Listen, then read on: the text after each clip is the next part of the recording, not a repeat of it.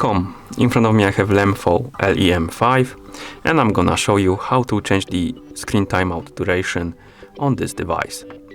First we need to wake up the screen on our watch. You can do it by pressing the middle button. Once you wake up the screen,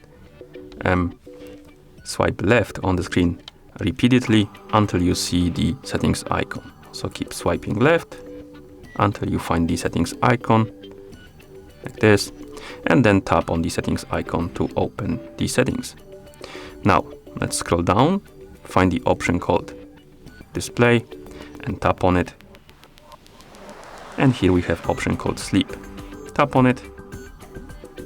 And as you can see right here we have a list of different durations: 15 seconds, 30 seconds, 1 minute, 2 minutes, 5 minutes, 10 minutes, 30 minutes and never.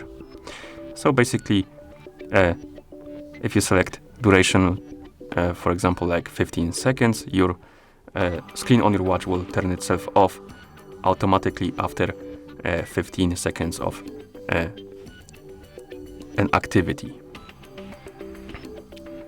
Okay, select the duration you like by tapping on it, like this, and now my screen will turn off automatically after 1 minute of an activity, like this.